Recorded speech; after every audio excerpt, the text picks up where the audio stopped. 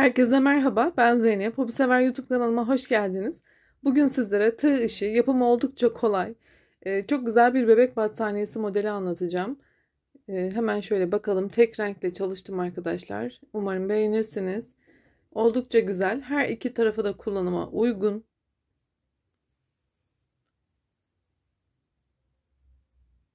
Tüm detaylarını adım adım anlatacağım. Modelimiz oldukça yumuşak. Böyle bebek battaniyesi için de gerçekten çok uygun bir çalışma.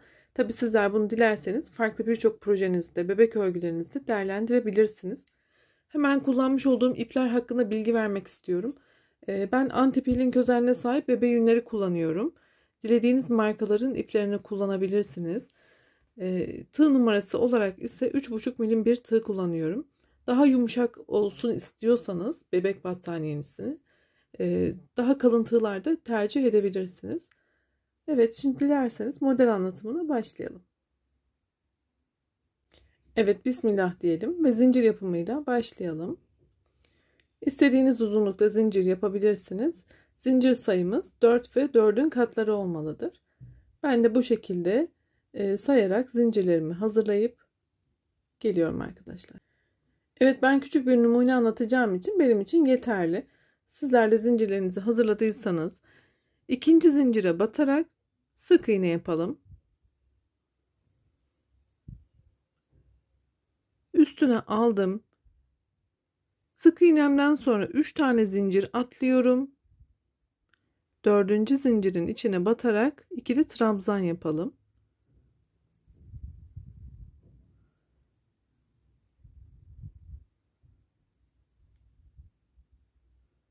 Aynı yere 2 tane ikili trabzanımı yaptım. 2 zincir, aynı boşluğun içerisine sık iğne yapıyorum. Yine üzerine alıyorum. 3 tane zincir atlıyorum.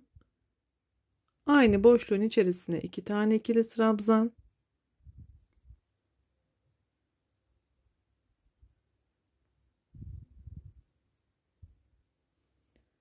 İki zincir, aynı yere sık iğne.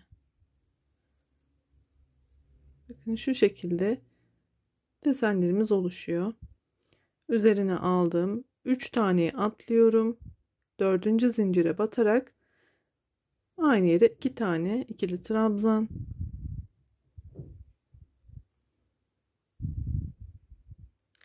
İki zincir, sık iğne. Bu şekilde zincirimizin sonuna kadar devam ediyoruz.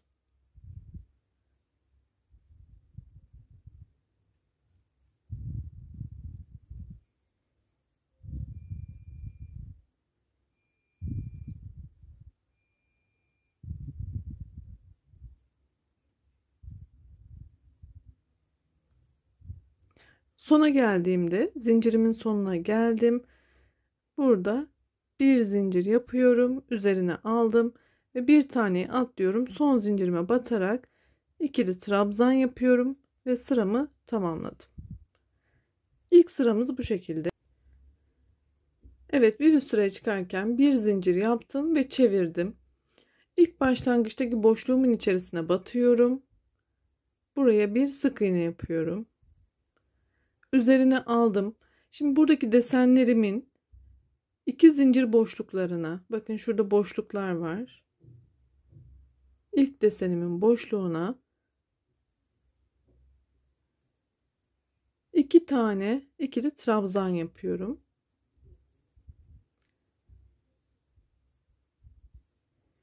İki zincir. Yine bu desenimin iki tane trabzanından ilkinin altına şöyle iki zincirimi yaptım. Pardon, sık iğne yapacağım. Tığımı alttan geçirdim. Sık iğne yapıyorum. Üzerine aldım. Bir sonraki desene geçtim. Yine iki zincir boşluğuna iki tane ikili trabzan,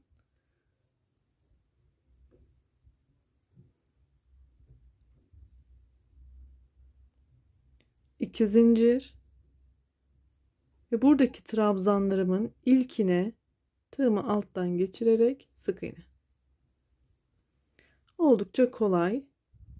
Şimdi devam ediyorum.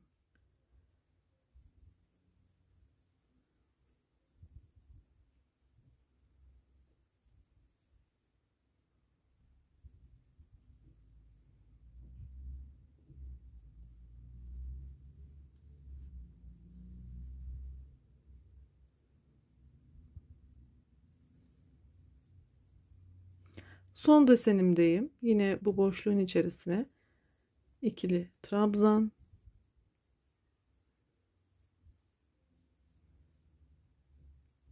2 zincir, 2 trabzanımın ilkinin altından sık iğne.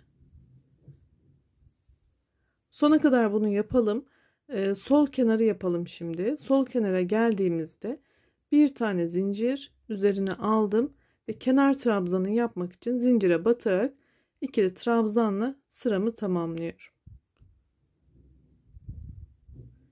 Bir zincir çevirdim. Artık desen kendini tekrar ediyor arkadaşlar. Ama yeni başlayan arkadaşlarım için anlatacağım. Şimdi burada bir sık iğne yaptım. İlk boşluğun içerisine, buradaki desenimin ilk boşluğuna 2 tane ikili trabzan,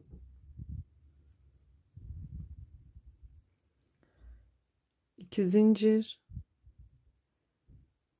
sık iğne. Bu sırayı da böyle devam edeceğiz.